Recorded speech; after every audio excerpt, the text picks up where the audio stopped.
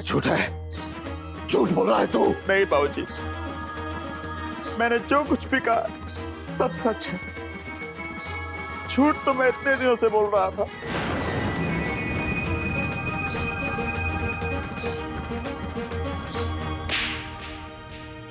तूने इस छत का आशीर्वाद इन दीवारों की सुरक्षा को गिरवी रख दिया ताकि तू खुद अपना अलग मकान खरीद सके। अपनी बीवी का प्रिय चरित्र तुझे दिख गया, लेकिन खून के रिश्तों को भूल गया। तूने ये जुर्रत की कैसे नालायक? मुझे माफ कर दीजिए बाबूजी, मुझसे बहुत बड़ी भूल हो गई। बीवी और बच्चे के मोह में मैं पागल हो गया था, इसलिए मैंने मां पर दबाव डालकर ये सब करवाया। मैं भटक गया था बाबूजी, मैं भटक गया था। मुझे माफ कर दीजिए बाबूजी, मेरा यकीन मानिए, मैं दिल से पछता रहा हूं।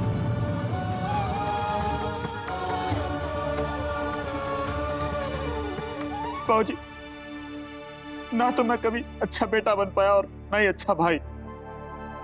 मैं बहुत शर्मिंदा बाबूजी, प्लीज मुझे माफ कर दीजिए, प्लीज मुझे माफ कर दीजिए बाबूजी। अस्कर विनोद, अब तेरा ये पश्चाताप किसी काम का नहीं। अरे तेरे अपराध को छुपाने के लिए तेरी बहन ने अपना बसा बसाया घर तोड़ दिया, और तूने क्या किया? क्या किया तूने? सच कहा तूने। अरे तू तो भाई कहलाने के लायक ही नहीं है। अपनी बहन की रक्षा करनी चाहिए थी, लेकिन खुद के भले के लिए तूने अपनी बहन को सूली पर चढ़ा दिया। माफी नहीं विनू, तुझे सजा मिलनी चाहिए। सजा की असली हकदार तो मैं हूं जी।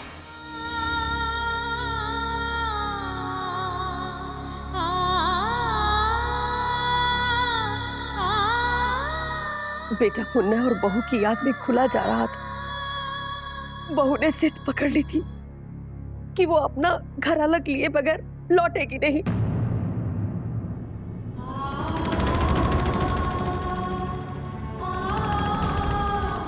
बेटे का दुख देखा तो रहा नहीं गया मुझसे।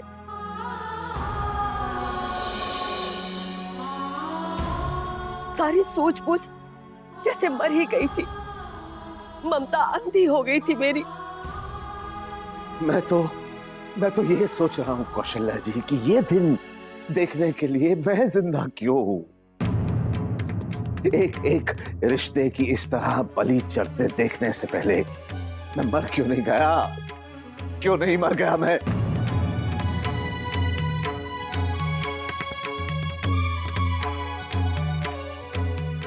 और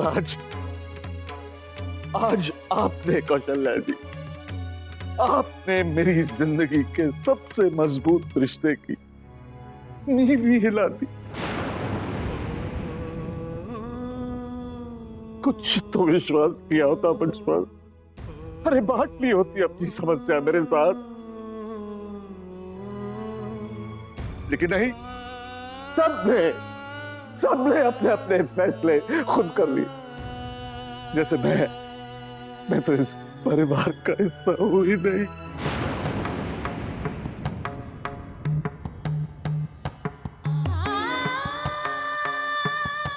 मुझसे बहुत बड़ी भूल हो गई जी। बेटे के आंसुओं में ऐसे उलझ गई कि मैं अपना पत्नी धर्म ही भूल गई। आपको इतनी ठेस पहुंचाई मैंने। ये क्या किया मैंने?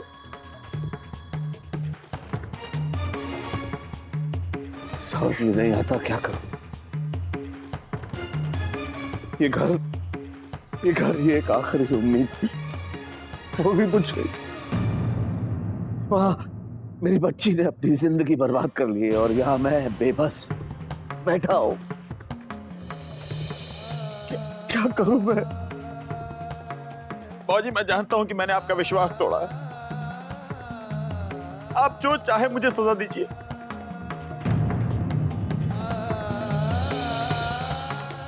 मैंने बहुत बड़ी गलती की, लेकिन बाबूजी अब मैं अपनी गलती सुधार लूंगा। मैं बेच दूंगा उस मकान को और कल सबसे पहले रुपयों का इंतजाम करके वसुंधरा जी को देकर आऊंगा।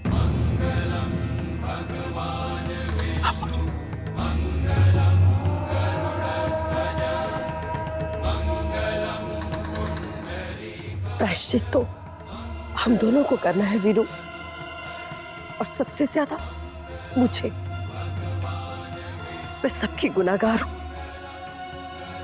आपके भी और साधना की भी, क्योंकि उसने जो कुछ भी किया है वो मेरी खातिर किया है।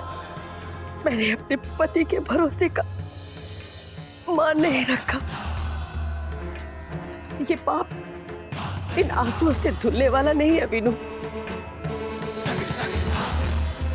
अब जो कुछ करना है मुझे ही करना होगा। मैं वसुंधरा जी के पास जाकर अपनी बेटी की खुशियां मांगूंगी, चाहे उनके सामने घुटने टेककर मुझे गिड़गिड़ाना पड़े, झोली फैलाकर मुझे उनसे भीख मांगनी पड़े, लेकिन मैं अपनी बेटी को उसका हक, उसकी खुशियां लौटा कर ही रहूंगी।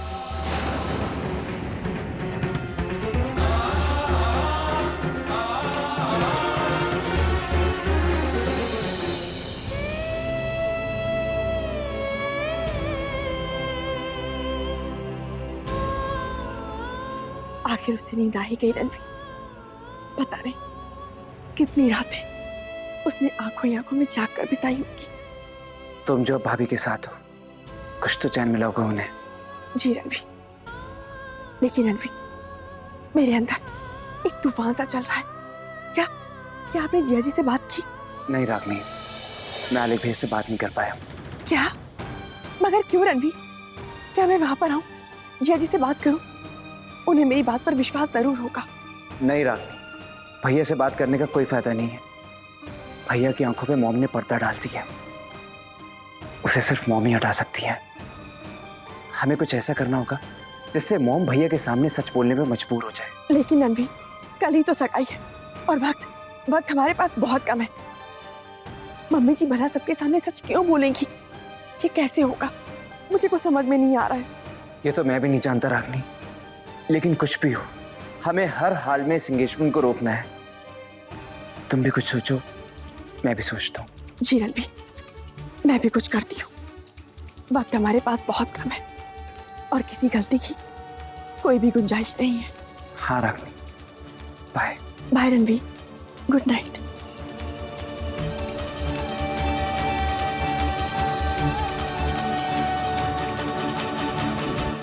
रागनी बेटा, मुझे तुझसे कुछ बात करनी है। मुझे तुमसे कोई बात नहीं करनी है। लेकिन आपको मुझसे बात क्यों नहीं करनी है वीनू जी? झूठ तो मैं बोलती नहीं।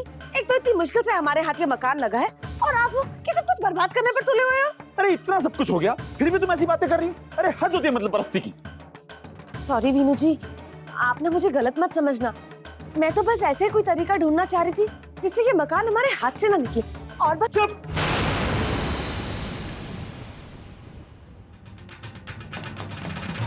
अरे मेरी बहन ने मेरी माँ को बचाने के लिए अपनी शादी तोड़ दी। ना तो मैं अपनी माँ के लिए कुछ कर पाया और ना ही अपनी बहन के लिए। अरे अगर उस रात मकान हमारे पास होता तो मेरी माँ के लिए पैसे आ जाते। साधना की सास उस पर दबाव नहीं डाल पाती। लेकिन वीनू जी, लानत है मालती तुम पर, लानत। अरे एक औरत होकर तुम एक औरत का दर्द नहीं समझ सकती? साधना हमारे कारण मजबूर होकर अपने पति से अलग हो गई, सिर्फ हमारे कारण। लेकिन इस बार मैं अपने फर्ज से नहीं चूकूंगा, समझ लो तुम।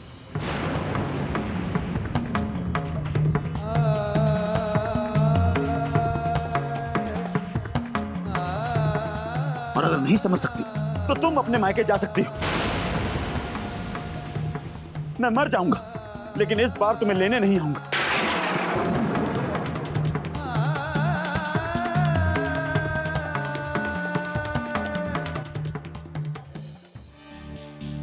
ये फोन क्यों नहीं उठा रहा?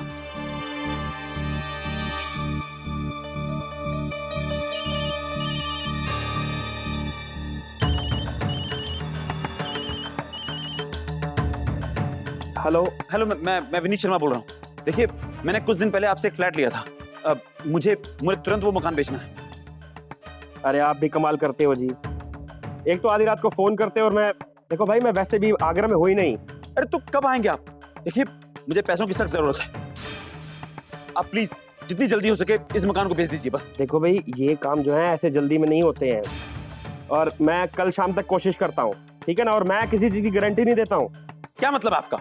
गारंटी नहीं दे सकते? अरे जब मैंने मकान खरीदा था तो बड़े बड़े वादे किए थे आपने। मैं कुछ नहीं जानता। कल शाम तक हर हाल में आपको वो फ्लैट बेचना ही होगा बस।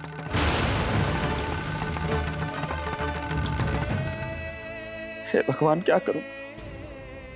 मैं तो हार गया हूं अपने नसीब से। अभी हमारी हार नहीं हुई है भैया।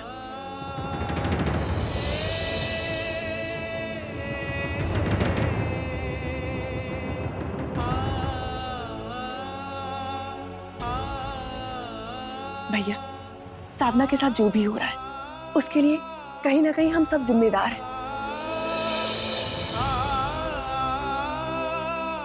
हम सबके कारण ही जो चक्रव्यूह बना है उसमें साधना फंस गई।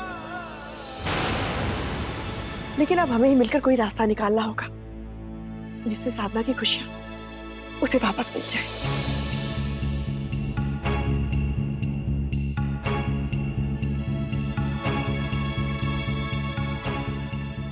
लेकिन रागिनी, हम क्या करें? हमें कुछ ऐसा करना होगा जिससे जिया जी की आंखें खुल जाएं, सच उनके सामने आ जाए। क्योंकि भैया, साधना तो मम्मी जी के खिलाफ कुछ नहीं बोलेगी। भले ही मम्मी जी ने उसके साथ में कितना ही बुरा क्यों ना किया हो, अब हमें ही कुछ ऐसा करना होगा जिससे मम्मी जी अपनी गलती सबके सामने मान ले और जिया जी को उनकी गलती का एहसास हो जाए। वो साधना की सच्चाई पर विश्वास कर ले और वो ये सगाई तोड़ दे। इसके लिए मेरे पास एक प्लान है जो मैंने रणवीर के साथ मिलकर बनाया है।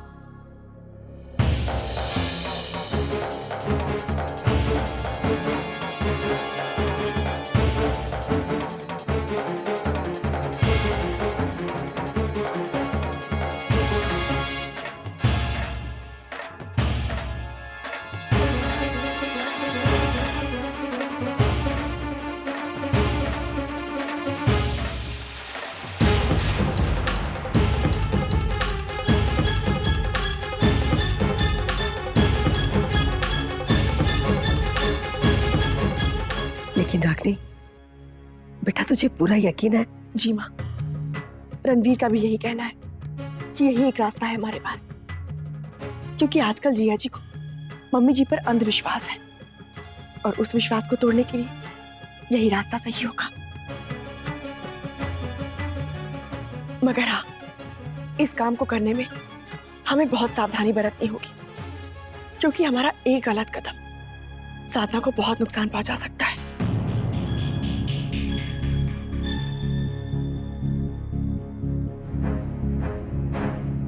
बाबूजी, हमें आपका भी साथ चाहिए। मैं जानती हूँ आप हम सबसे बहुत नाराज हैं। हमने जो भी गलती की है, आप हमें उसकी जो भी सजा देंगे हमें मंजूर होगी।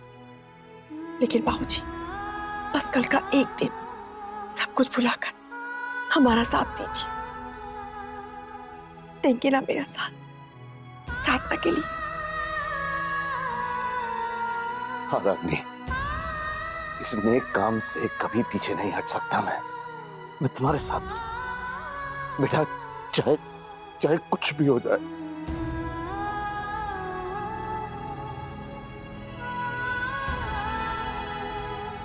बस बाबूजी, कल तक का और इंतजार करना होगा हमें, और ईश्वर से प्रार्थना करनी होगी कि हमारी साधना को न्याय मिले और हमें हमारे मकसद में कामयाब करे।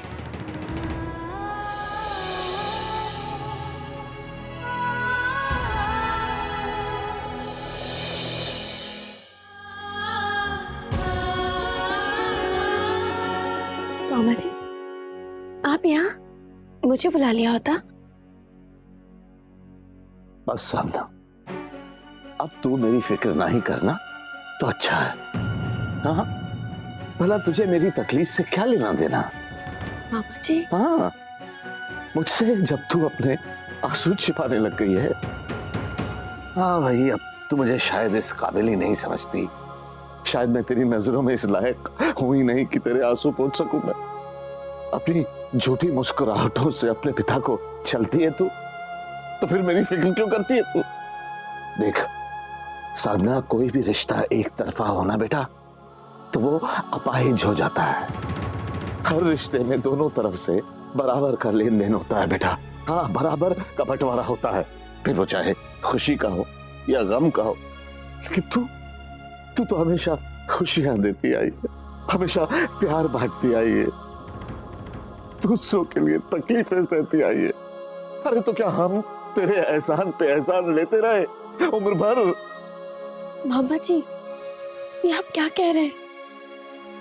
आप ही तो मेरी हिम्मत है, आप ही मेरी शक्ति है। आखिर सब कुछ मैंने आप ही से तो पाया है ना? ना, कुछ भी नहीं दिया है मैंने तुझे।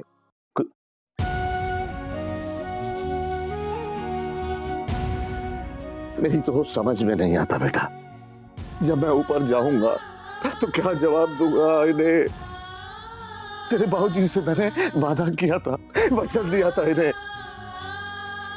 कि इनकी लाडली पर कोई आंच नहीं आने दूंगा। पर क्या क्या क्या क्या बोलूंगा मैं उन्हें कि उनकी ये पागल बेटी उसने तुझे से अपनी खुशियों की कुर्बानी करने का बीड़ा ही उठा रखा है। हमारी तो कोई हैसियत नहीं है, हमें तो कुछ समझती नहीं है वो। नहीं मामा जी,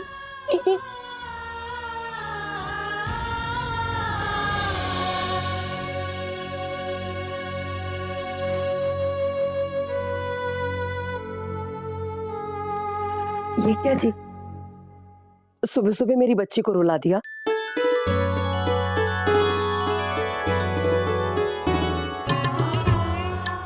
साधना, जल्दी से फ्रेश हो जा। माँ ने अपने हाथों से तेरे लिए नाश्ता बनाया है।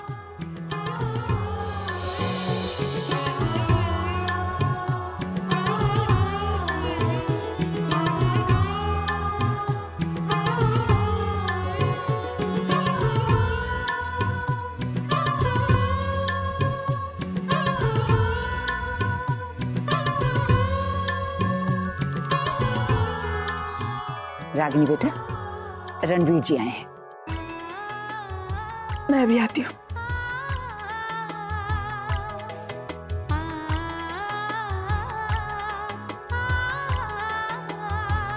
आप आ गए?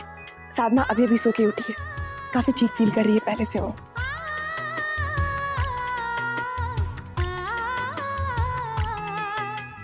रणवीर, मैंने सबको अपना प्लान समझा दिया है और हमारा पूरा परिवार हमारे साथ है।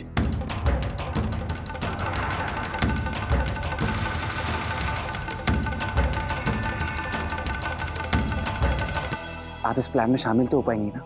आज मुझे पहली बार मौका मिला है, जिसे मैंने दुख दिया, आज मैं अपनी बेटी के लिए कुछ भी कर सकती हूँ।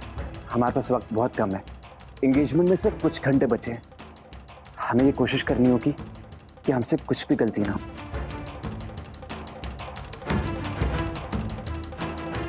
अब गर्मियां स्टार्ट हो गई हैं, फिर भी मौसम कितना अच्छा है।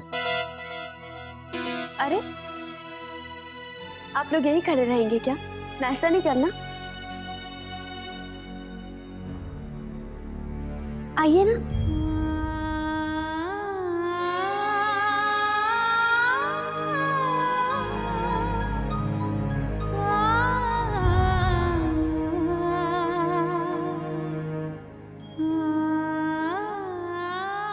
क्या हुआ?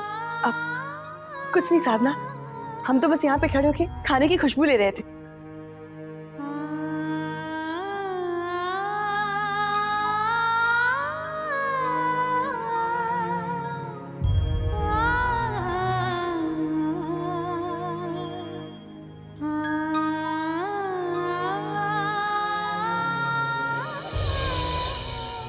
माँ, बाबूजी, नानी माँ, भैया आइए ना यहाँ पे।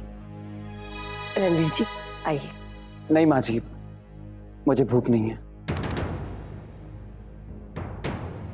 जी जी, रणवीर जी से कहिए ना नाश्ता कर ले। नहीं रागिनी, घर में बहुत बड़ा फंक्शन है, हमें काफी तैयारी भी करनी है।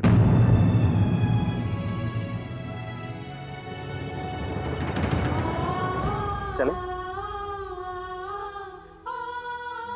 साधना, मुझे घर जाना होगा। मैं जानती हूँ कि तुम्हारे साथ कितना बड़ा अन्याय हुआ है, लेकिन आज मैं तुम्हें इंसाफ दिलाकर रहूंगी साधना।